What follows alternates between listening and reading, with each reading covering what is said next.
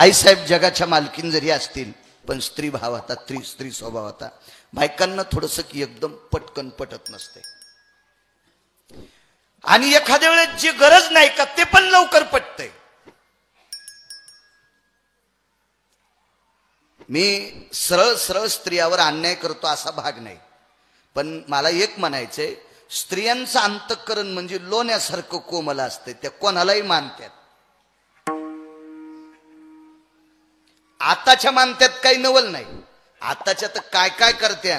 रामकृष्ण हरी, कीर्तनाला दम नाही, सप्त्याला दम नाही, भागवताला दम नाही, रामायणाला दम नाही, तरी ह्या काय कोणाच्या बापाचं ऐकत नाही. मही नाही. मी म्हणतोय तिला काही काही उपास धरू नको, पण ती धरतीच. आमचे मुलं सांगतात, बाबा आईन ते उपास धरलाच होता, जाऊ दे म्हणलं, आता ताण घेऊ नको, धरू दे धरू दे. तर यायला कुठं सांगा, काही काही काय करते आताच्या बरं का. हो, बायकांना ते मला सांगा, चांगल्याला ओळखायची दृष्टी जरी यांच्यात असती तर सीताई साहेब फसल्या असत्या का? रावण खरा महाराज होता का? होता का खरा? तरी पण आईसाहेबांनी त्याला खरं मानलं का नाही? मग आईसाहेब फसल्या, ह्या फसत्याला काय नवलाची गोष्ट आहे? यायला तर पावला पावलाला फसिणार येत, वेगवेगळं सांगणारे. कधी कधी ह्या इतक्या फसत्यात नवऱ्याला टायमाला चहा द्यायच्या नाही, आम्हाला काजू टाकून दूध देत्या. भिताड अंगाव पडून द्वारका भिताड झोपीत देवाच्या तोंडाला पेडा लावत्यान आणि येडा घालताना मंदिराच्या पाठील चिटकीत्यान. देव मागून खातो का? खाल्लं का आतापर्यंत मागून देवानं भिताडाकून? ह्या करतात. यायला कोण्या महाराजांनी सांगितले, मला त्याचं नाव सांगा, त्याच्या दुपारा बसायची जागा हाणतो त्याची निबर काठीनं. दम नाही, दम दम काय करतात कशाला? ऐक जा तुम्ही, ऐक जा, पाया पडतोय तुमच्या. 29 उपासाच्या व्यतिरिक्त एकही धरायचा नाही. पाप लागलं तर गिरगावकर बाळू सकाळच्याला मरू द्या. उपासाच सांगितले नाही आपल्याकडे, काही करतील काही करतील. आईसाहेब स्त्री स्वभाव आहे. ते म्हणले काय उठलं की तुकोबर आहे, उठलं की तुकोबर आहे, असं काय त्यांच्याकडं? ब्रह्मांडाच्या मालकानं सांगितलं, लक्ष्मी तुकोबरायचं नाव ऐकल्याच्या नंतर माझं इतकं पोट भरतंय, इतकं पोट भरतंय, असं वाटतंय मी एका वर्षाचं एकदाच जेवलो, एका वर्षाचं एकदाच जेवलो. ही विटेवरच्या मालकाचे उद्गार. तरी पण आईसाहेबाच्या अंतःकरणात शंका. मी तपासतेच त्याला. दया कशाला म्हणतात? दया दया. तर ब्रह्मांडाच्या मालकानं सांगितलं, नको ना नको ना, तू उग बस ना, तू बस बरं शांत, नको तुकोबरायला तपासायला जाऊ नकोस. हे बा, ब्रह्मांडाच्या मालकाची बायको असेल तरी पण थोडस केलाच आगावपणा. काशीतल्या मालकाच्या पत्नीनं सुद्धा एकदा जर, तसा तर 9 वेळेच आहे, पण मी एकदाच सांगतो ना. सगळं सांगायला मी काय गुत थोडंच घेतलंय, आणि सगळ्या गोळ्या एक खाट्या घेतल्यावर रिॲक्शन येत असते, म्हणून एक एक ऐका. काशीतल्या मालकाच्या पत्नीनं सुद्धा, पार्वती आई साहेबांनी सुद्धा एकदा आगावपणा केला. हो, म्हणले प्रभू रामचंद्राला मी फशीते, म्हणून ताई साहेब इथं जवळ येऊन बसल्या तुळजापूरला. हो, पार्वती जब सीता बनके प्रभु राम सम्मुख आई, प्रभु राम ने उसे माता कह के शिव की महिमा गाई. जय गोपाला जय गोपाला जय गोपाला जय. आणि पण गेलता, जर तू फसवलंस आणि मालक जर फसले तर मी असं करीन, आणि मालक जर नाही फसले तर तुला वेगळ्या जागेवर बसवावं लागेल. मग इथं आल्या तुळजापूरला आई साहेब, गिरिजाई साहेब. हो, असतील देवाच्या, पण थोडस मनात छलबी, स्त्री स्वभाव आहे तो. विटेवरच्या मालकिनीनं सांगितलं, मालक ऐका, एवढं तुकोबरायचं नाव ऐकल्याच्या नंतर वर्षाचं जेवण केलं असं तुम्हाला वाटतंय, मी त्या तुकोबरायांची परीक्षा बघते. आणि आईसाहेब गेल्या एका अत्यंत जरावस्था, खूप असं जगजग जगजग, शेवटचा टप्पा असतो 80, 85, 90 वर्षाचं वय, असं एका माथारीचं रूप आईसाहेबांनी घेतलं. दया कशाला म्हणतात, आणि मग कोणाला म्हणायचं साधू. तुकोबरायच्या घरी पोचल्या. तुकोबरायच्या खांद्यावर धोतर टाकलेलं आहे आणि स्नानाकरता इंद्रायणीच्या पात्रात चाललेले आहेत. तुळशीपाशी उभे. तेवढ्या अवकाशात दारात एक माथारी आहे. तुकोबरायांनी त्या माथारीकडे बघितलं तर एरवी ही लोक उठल्याच्या नंतर आकाशातल्या चांदण्या बघायचे, किती वाजले त्याच्यावर ठरवायचे. शिकलेली माणसं नव्हते बाबाजी तुमच्या काळात, पण गडी मालकाच्या घरी सकाळी चांदणी निघली की तो म्हणायचा 4 वाजले, 3:30 वाजले. आकाशातली चांदणी बघितली की तो बरोबर पाण्यावर आडावर बकीट वाजायचं. शेजारच्या बायका म्हणायचे सकता त्याचा गडी आला बाबा. ते बरोबर 3:30 वाजता. दुसरं बकीट 2 बकीट एकखट्या वाजायला लागले की म्हणायचं पांडुता त्याचा गडी आला. तो 4ला येत होता. हो. आणि 10 वाजता एखादं जर कोणी शेंदायला गेलं ना, मग म्हणायचे भावता त्याच्या गडी आला गडी. ते उशिरा उठत होतं चंद्रवंशी, त्याला सूर्यवंशी म्हणतात ना. असं त्याच्याहून ठरायचं. वारल्या त्या म्हाताऱ्या आमच्या इथल्या, इतक्या हुशार. ते गडी पण वारले. आकाशाकडे बघायची चांदण्या वगैरे. तुकोबरायांनी पाहिलं तर आज आकाशातल्या चांदण्या दारातल्या तेजापेक्षा फिक्या वाटत होत्या, फिक्या वाटत होत्या. कोण असली म्हातारी? आणि अंगावरची कापडं पाहिली तर जीर्ण झालेली होती. काठी आडवी टाकलेली, दोन्ही पायावर बसलेली म्हातारी, गुडघ्यावर आपली दाढी ठेवलेली आणि भूमीकडे बघत म्हातारी तिथे बसलेली आहे. तुकोबराय खांद्यावर धोतरे. समोरून जात असताना आवाज दिला, माय माय कोण आपण? अल्लाह आधी गुडघ्यावरची दाढी वरती घेतली. इतका चेहरा भयावह केला. म्हणजे असं फार मोठं एखादं संकट आहे किंवा फार असं काहीतरी सगळ्यांनी सोडून दिलंय असा विकळ चेहरा केला. एरवी तुकोबराय म्हणायचे वळणीवर वाळत घातलेलं धोतर घेत असताना वळण चाफत जावं लागायचं. आज या म्हातारीचा चेहरा बघत असताना आपोआप दिसतंय तिच्यावर तेज काय असेल. ती पंढरपुरातली म्हातारी होती ना, जगाची मालकीण होती. शरीर धरलंय तसं, रूप धरलंय तसं. कुठल्या पण आले फिरत फिरत. काय पाहिजे बाईसाहेब? काही नाही, नेसायला पातळ नाही रे, एखादं पातळ मिळेल. तुकोबरायने विचार केला, पांघरायला मागितलं असतं ते एक खांद्यावर धोतर होतं. पांघरायला मागितलं असतं ते एक खांद्यावर धोतर होतं, देऊन टाकलं असतं. पण पातळ द्यायचं, पत्नीला एकच पातळ. वैकुंठवाशी माधव महाराज मगर सांगायचे. मी कधीच महाराज भांगाऱ्यांचं ऐकून सांगणार नाही. मी एक तर 6 श्लोकाचं ऐकून सांगतो, अन्यथा वाचून सांगतो. बाकी पुन्हा कोणाचंही ऐकून सांगत नाही. वैकुंठवाशी माधव महाराज मगर म्हणायचे, श्रीमंत श्री जगद्गुरु तुकोबरायाच्या दारात आलेल्या म्हातारीनं पातळ मागितलंय. तुकोबरायाच्या जीवनात 2 धर्मपत्न्या, एक जात राहिल्या. अद्यावत होत्या. त्या फार मोठ्या अधिकाऱ्याची कन्या होत्या, ज्या माऊलीच्या वडिलाला 3600 एकर ऊस होता. आबाजी गुळवे पुण्यांचे श्रीमंत व्यक्ती. पण परिस्थिती तुकोबरायाची बाह्य परिस्थिती नाजूक आहे. आतली परिस्थिती मोजण्यासाठी विधात्याकडे तराजू नाही. तुकोबरायाची श्रीमंती मोजण्यासाठी तराजूच नाही.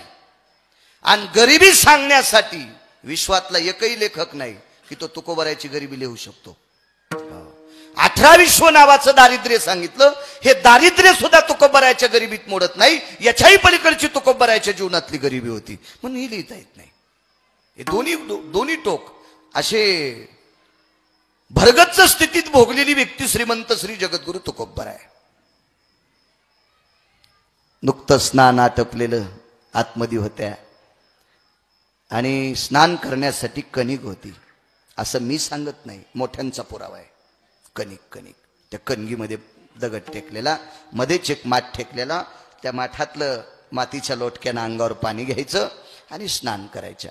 तोपर्यंत अंगावरचं पातळ असं भोवताल वाळत घालायचं. इडं वाकडं अर्धावट त्याचं पाणी निचरलं वाळलं की आतली आत कंदीमध्ये लुगडं नेसायचं मग बाहेर यायचं.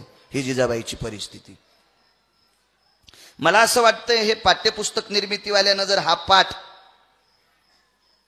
3री ते 7वी पर्यंत घातला तर एकही महाराष्ट्रातली मुलगी घरात परिस्थिती नाजूक झाल्यावर नवऱ्याला शिवी देणार नाही.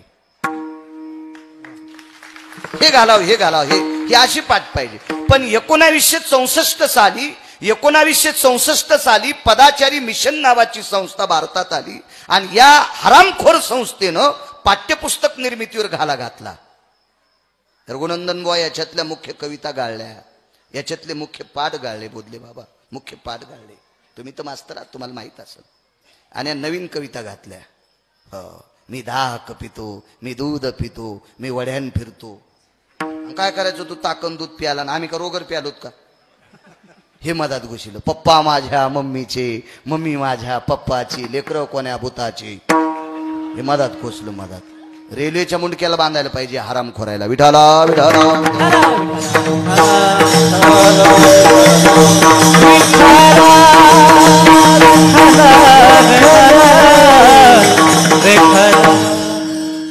काय परिस्थिती असेल हो. 3600 एकर ऊस माहेरात आणि तुकोबाराच्या जीवनात एका श्रीमंत माणसाच्या बांधावर पिकलेल्या उमराची खाली पडलेली उमरे येचून आणायची आणि लेकराला ती खा म्हणायची. 3600 एकर ऊस. पण एक पैशाची दखल नाही बिडवे बुवा. मी मालकाच्या संसारात बेजारी म्हणून एका तिळा इतकी रस्व दीर्घ इतकी सुद्धा चूक नाही.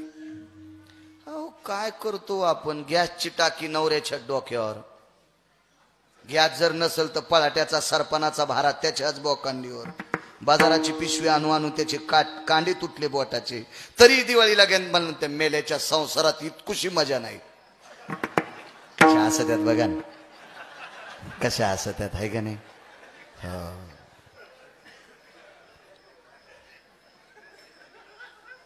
एक लुगडं महाराज, एक लुगडं. आता जर हे सांगत राहिलं ना बायका म्हणतील याच्या गोळ्या संपल्यात, त्याच्या गोळ्या संपल्यात. कारण त्यांचंही चूक नाही ना, त्यांचंही चूक नाही. आता तुमच्याकडे हस्तात पेरतेत का चित्रात? हस्त तर संपलं नक्षत्र. हस्त किंवा चित्रा हस्तातले पहिले किती दिवस सोडित असतात पेरायला? अंदाजे नाही सांगायचा. जिनच्या पॅन्टीवाल्यांना इचकूच नका. हस्त किंवा चित्राचा काही प्रांतभेद असतो.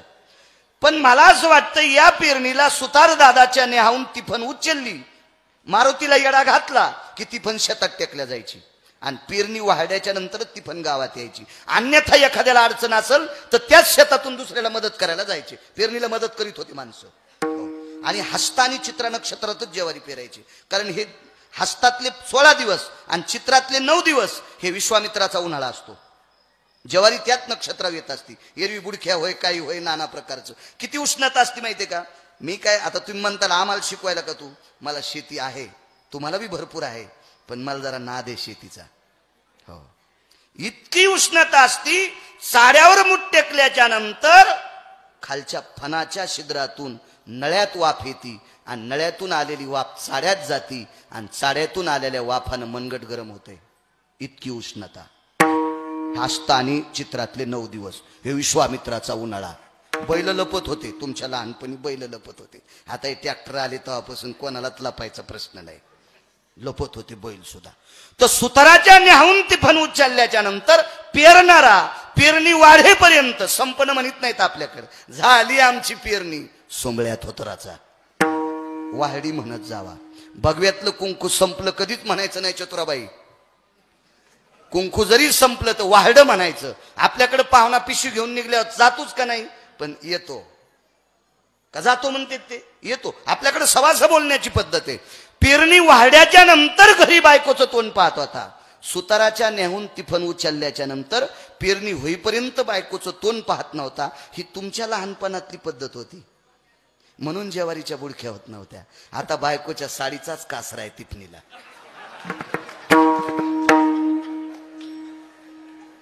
मला सांगायचं एक की इतक्या साड्या झाल्यात, इतक्या इतक्या साड्या झाल्यात तिफणीला कासरे. ह्या साड्या इकून आहे ना इतके मोठाले भांड घेतले. आमच्या मागच्या आठवड्यात आमच्या पोरायची माय म्हणजे मै बायको, पुन्हा असा घाम यायचा तुम्हाला कोणाला म्हणायला पोरायची माय बायको. तिनं असा खपक्या टप घेतला, 3 साड्या दिल्या भागवतावा आलेल्या आणि 3 साड्यावर असा टप घेतला. बाळू त्याच्यात बसून आंघोळ करीन एवढा टप. इतक्या साड्या. आता जिजाबाईचं सांगितलं म्हणते मेला याच्या नख्य गोळ्या संपल्यात, याला एखादं पाकिट द्यावर गोळ्या आणायला असं म्हणायच्या. पण माझ्या माईंनो खरंच ही परिस्थिती जिजाबाईंची होती. एका लुगड्यावर संसार केला हो, एका लुगड्यावर संसार केला तरी पण तुकोबरा जेवल्याशिवाय पाणी पित नव्हत्या. ही निष्ठा होती जिजाबाईची निष्ठा. आपल्या श्रावणात आमच्या घरचे सोमवार धरते. मी एका गावाला कीर्तनाला गेलो, तेरवीचं कीर्तन होतं. तसं काही नव्हतं, पण ते ज्याची तेरवी केली ते पण माळकरी नव्हता आणि ज्यानं मला दिलंय त्याचे पोट्टे माळकरी नव्हते, ते फुल पाकिस्तानीच होते. पण कर होता पैशाचा म्हणून मला बोलील. तर मग मी काय जेवलो नाही घरी आल्यावर. आणि बहीण तुमचा सोमवार सोडायचा राहिला काय? आणि म्हणलं तू सोडा का? हो भाज्या गार होत्या ना, भाज्या गार होत्या म्हणून मी आधीच सोडा. इतकं नाहीच केलेलं. तुम्हाला राग येईन म्हणून माझ्यावर घेतलंय, पण ओरिजिनल तुमचंच सांगायला लागलो. तुकोबरा जेवल्याशिवाय बाई पाण्याचा थेंब पेत नव्हत्या. ही निष्ठा होती. गरिबीत इतकी मालकाव निष्ठा. तुकोबराने विचार केला लुगडं एकच वाळते, दारातली बाई लुगडं वाळते. निमस्ती काढून ठेवलेली होती. निमस्ती म्हणजे जुन्या काळात बनेंना निमस्ती म्हणत होते. आता ओवणे आलेत ना, त्या शिवलेल्या असायच्या निमस्त्या. बरेच पैकी खिशे असायचे. तितके खिशे असून बी त्याच्यात तोटे होत नव्हते, त्याच्यात तंबाखू ठुत नव्हते, त्याच्यात बिड्या ठुत नव्हते. हे नंतर आलं बघा. आता भजन म्हणणारा पण इतकी तंबाखू खालाय आणि म्हणता आणि तरी लोक म्हणतात 1 नंबरचा गायक. 2000 आगाव द्या, त्यानं केलेलं पाप तुझ्या बोकांडीवर पडेल हरामखोरा. विठाला विठाला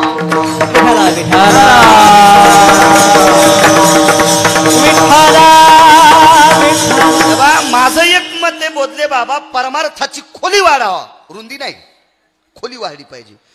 5 परस शिरीला पाणी वा ऊस लावा. अहो वीर 70 फूट रुंद आहे पण 1.5 इंच पाणी आहे. लसूण तरी होईन का तिच्या? लसूण पण नाही झोपायचं. खोली वाढली पाहिजे, परमार्थाची खोली. हे लांबी रुंदीला काय किंमत नाही.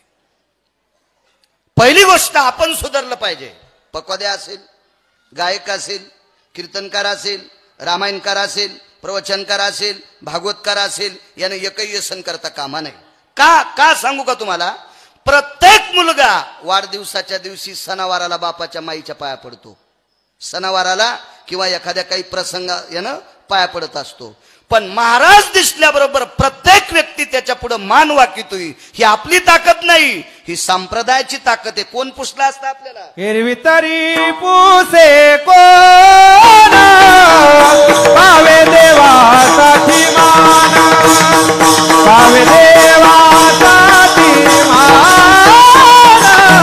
पावे देवासाठी मान. हिरवी तरी पुसे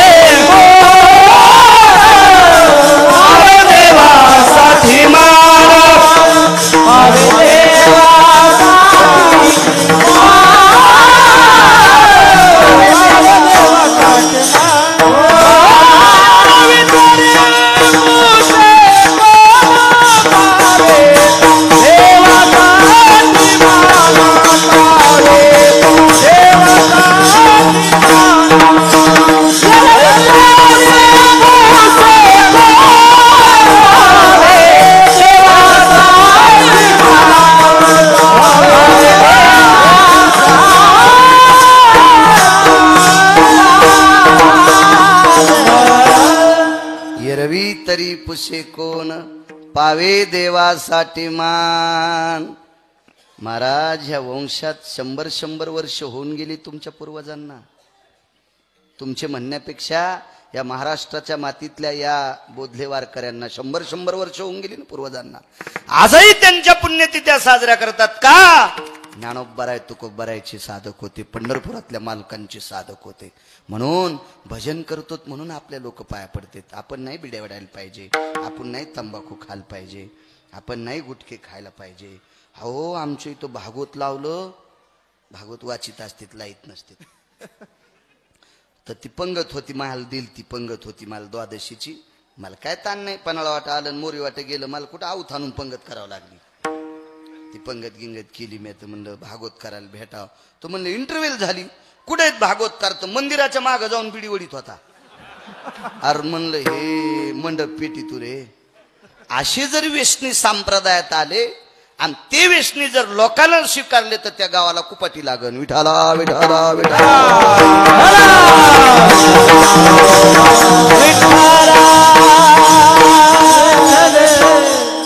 सात्विक तात्विक सरळ संप्रदाय. हो लय हा संप्रदाय काशी फळावानी फुगलेल्या नालायकायचा बी नाही बरं. काय काय लय असे फुगलेले, मला हे नाही जमत ते नाही जमत. तू कायमस्वरूपी तिकडच राह. कामिनीम चतुरोदिन हो येतो जायते रजस्वाला ततम जीवनशम तोम रजस्वाला. हा फक्त खाली येऊन सांगत नाही विठाला विठाला.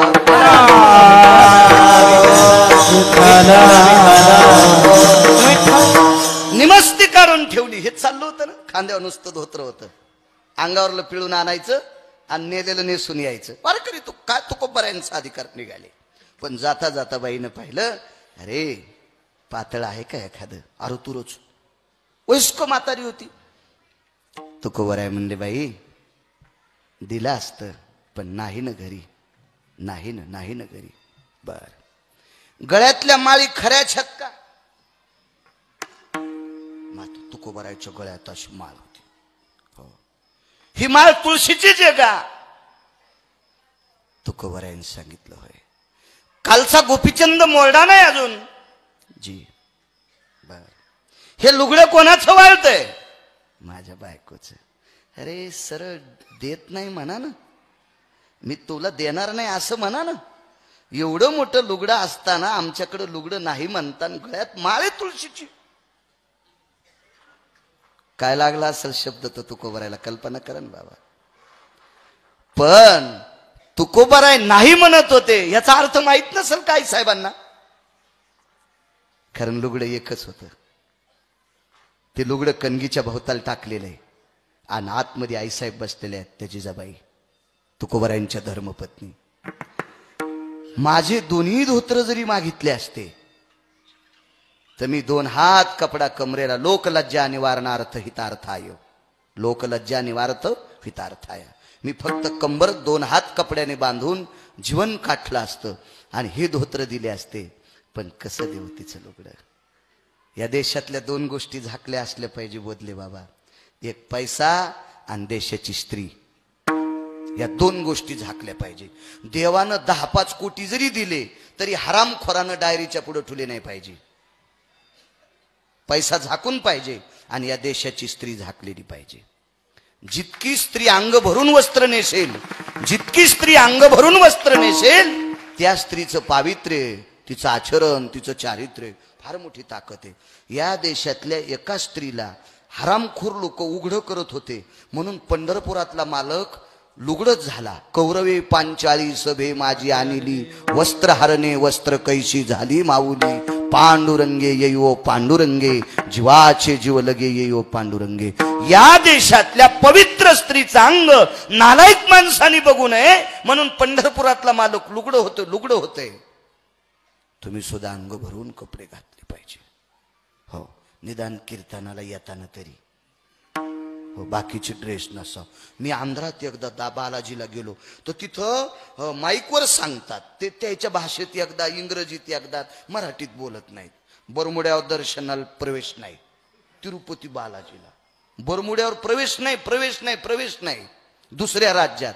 आणि ज्या महाराष्ट्राच्या मातीमध्ये ओरिजिनल वाघिणीचं दूध पिणारे लोक आपण, श्रीमंत बापाचे लेकर. अहो ज्याच्या बापानं अर्धा एकर जमीन कमिली ते सासरवाडीत भीक मागणं.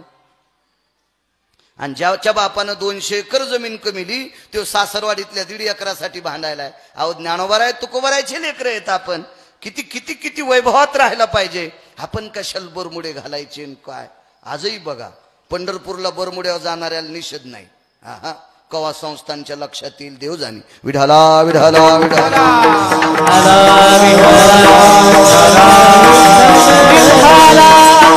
मुलींना बास्कळ कपडे आजही नाहीत. बघा तिरुपतीला कधी जा तिथं अलाउन्स शिंगे माणसाला तर आडीत येतच नाही. तू अंग घी लुंगी मग ती ढवळी पिवळी लाल लुंगी घ्यायची ना आपण नेसून जायचं. मालकाचाच अवतार. पण इथं पण तशी परंपरा पाहिजे. चला चांगले कपडे घातले पाहिजे. नाही घालावं आणि जरी घालायचे ना लोकांना नाही दिसलं पाहिजे. एक जणांनी मला घरी चहा प्यायला नेलं. चहा प्यायला नेल्याच्या नंतर म्हणलं मी चहा घेत नाहीत. म्हणले दूध घ्या. मी म्हणलं मी काय बोक्या नाही दूध प्यायला दूध घेत नाही. हा दूध घेणारे चहावाल्याचे इचकून टाकते. मला वाटतं काही घेत जाऊ आपण घरी घेत जाऊ ना. घरी जे दिलं ते खातून बाहेर जे लागतंय ते मागवतो. नालायकपणा आहे ना. बाहेर जे असेल ते खावा आणि घरी जे लागतंय ते पप्याच्या माईल सांगावं. तुम्हाला सोडू ना पप्याची माय जे देते ते खातून बाहेर म्हणतो. भजे दिल्यावर पिठलं मागितलं एक जणानं. भजे दिल्यावर पिठलं असं काजू दिल्यावर शेंगदाणे. किती मूर्खपणाचं टोक आहे. चहा प्यायला नेलं मला. बाई चहा घेऊन आली. काळा चहा मी प्याला. 1.5 महिना तापच नाही गेली. डॉक्टरनं मला गोळ्या दिल्या. 3ऱ्या दिवशी या पुन्हा दिल्या. 4थ्या दिवशी या पुन्हा दिल्या. कंपाऊंडर म्हणला साहेब माणसाचा जेवढा डोस होता तेवढा दिलाय. आता म्हशीला ताप आल्यावर जी गोळी राहिली का ती बाळू महाराजाला द्यायची राहिली. पण ते म्हणले ते मरण न हो. मग ते म्हणले महाराज इतक्या 3दा डोस देऊन तुमच्या गोळ्या दिल्या नाही तुम्ही केलं काय. काही नाही म्हणलं मी एका घरी चहा प्यायला पेलो. बाई मला चहा गाऊनवरच घेऊन आली. तिला पाहिलं तेव्हापासून ताप आली म्हणलं मला. हो हो हो मग कवा राहीन म्हणलं जेव्हा ती लुगडं नेसन तेव्हाच राहीन. घालू नका असं म्हणत नाही म्हणत नाही म्हणत नाही म्हणत नाही म्हणत नाही. पण आपली संस्कृती लोकांची सांभाळा. घाला ना घरी त्याबद्दल काही विषय नाही काही विषय नाही. अहो चांगली चांगली माणसं मी मंदिरात एक जण नाईट पॅन्टीवर पाहायला भजन करणारा गळ्यात शपथ सकाळच्या बाळ्या मरण खोटं बोलत असेल. माझ्या पाया पडला तो पडला का नाही. आपण गेलो त्या दिवशी चाचका मानला गेलो.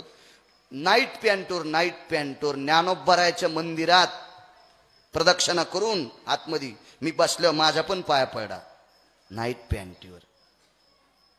कोणाला सांगायची ती गरज नाही का नाही. आपण सुधारायला पाहिजे. पात्रता नाही ना आपली. चला वस्त्र पूर्ण घातले पाहिजे. तुकोबरायने विचार केला हे द्यावं कसं. पण बाई आपल्या माळीपर्यंत गेल्यात. आपल्या बुक्क्यापर्यंत गेल्यात. आपल्या गोपीचंदापर्यंत गेल्यात. आपल्या संप्रदायापर्यंत हात घातला बाईनं. आणि लुगडं तर खरं बायकोच वाळते. कशाला म्हणायचं दया. बाबाजी तुकोबराय वापस फिरले आणि त्या कणकीवर वाळू घातलेल्या लुगड्याला असा हात लावणार.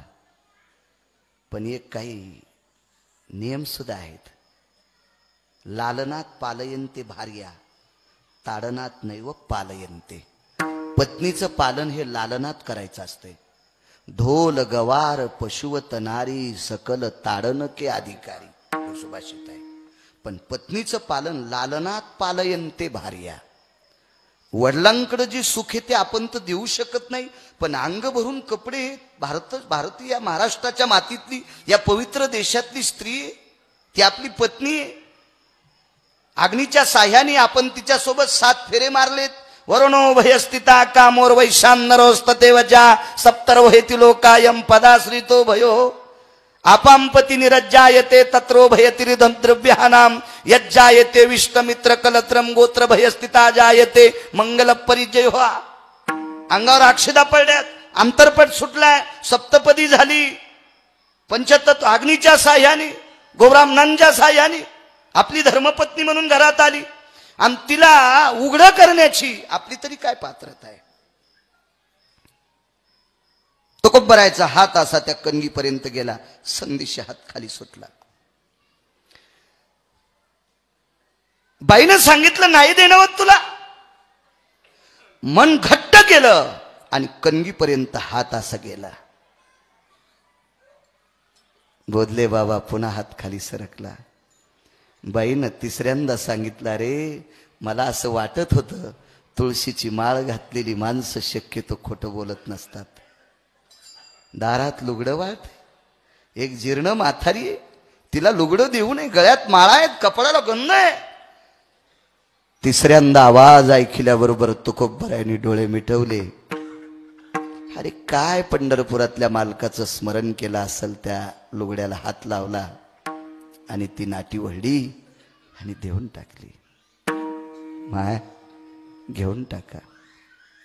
कोणाचं लुगडे असू दे माय, येतो मी.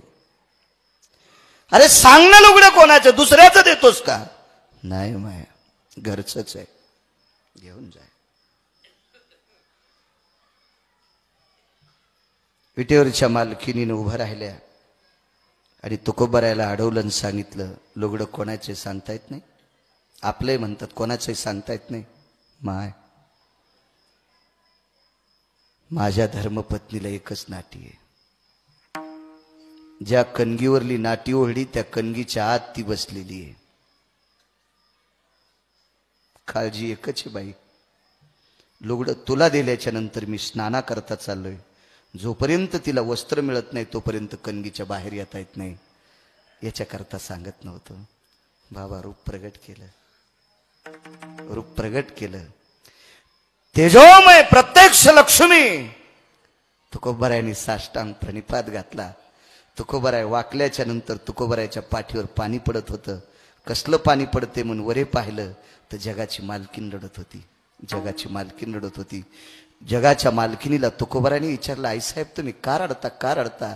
तुकोबराय, गेल्या कितीतरी दिवसापासून आमच्या मालकाकडे सांगावं येतंय आणि ते नाव ऐकल्याच्या, तुमचं नाव ऐकलं आमच्या मालकाचं अंतःकरण असं भरून येतंय, प्रसन्न होतंय. मी अशी शंका करीत होते की एवढं तुकोबरायकडे काय असेल. आज मला कळालं, तुमच्यात जे आहे ते मोजण्यासाठी विधात्याकडे तराजू नाही. सगळ्या गोष्टीची पर्वा न करता हे दातृत्व ज्याच्या जीवनात आहे त्याला म्हणतात दया. सर्वभूते दया, सर्वभूते दया, सर्वभूते दया, सर्वभूते दया. साधू म्हणावे ऐसिया, साधू म्हणावे ऐसिया, साधू म्हणावे ऐसिया, साधू म्हणावे ऐसिया, साधू म्हणावे ऐसिया, काय म्हणावे ऐसिया. सर्वभूते दया, सर्वभूते दया. हो हो हो हो, सर्वभूते दया, सर्वभूते दया. हो साधू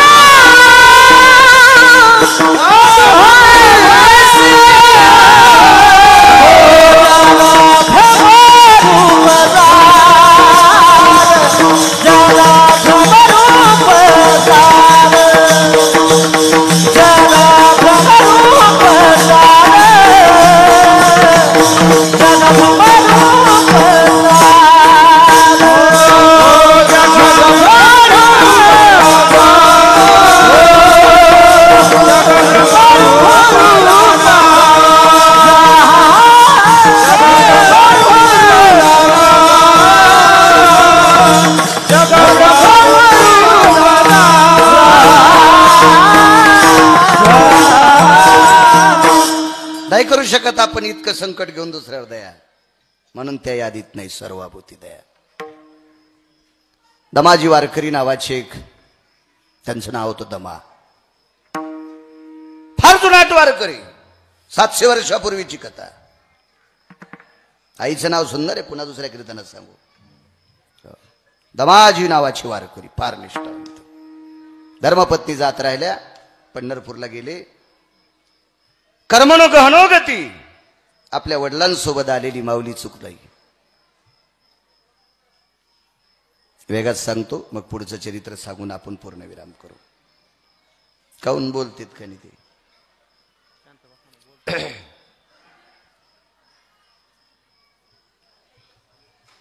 चंद्रभागेचं स्नान करायचं आणि देवाच्या पायरीला येऊन बसायचं. आता जिथं नामदेवरायांची पायरी, त्या पायरीच्या वरी कठड्यावर एक 9 वर्षाची कन्या बसायची. 9 वर्ष आणि 13 वर्षे 2 वयाचे पुरावे आले. 2. पण ना देवीच कायचा, कोणाचा इचकीत नाही. एका ठिकाणी 9 वर्षाचा पुरावा आला आणि एका ठिकाणी 13 वर्षाचा पुरावा आला. 13 वर्ष तरी लहानच आहे, 9 वर्ष तरी लहानच आहे. बसल्या सारखं असं बघत होत्या, कोणीतरी आपल्या प्रांतातलं, आपल्या परिसरातलं दिसतंय का मला. ब्रह्मांडाच्या मालकाच्या मंदिराच्या कठड्यावर समोर.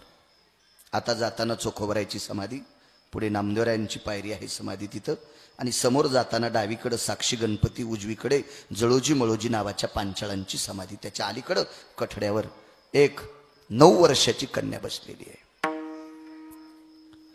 माणसं समोरनं जात होती, देवाचं दर्शन करत होती, येत होती.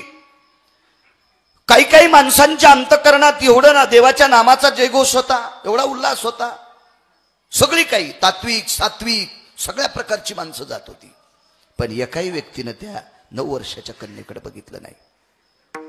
तहान लागल्याच्या नंतर जायच्या चंद्रभागेचं ओंजळीनं पाणी प्यायच्या. ते मला असं वाटतंय 700 वर्षापूर्वी चंद्रभागेत जुने चोळ्या वगैरे बायका टाकत नसतील.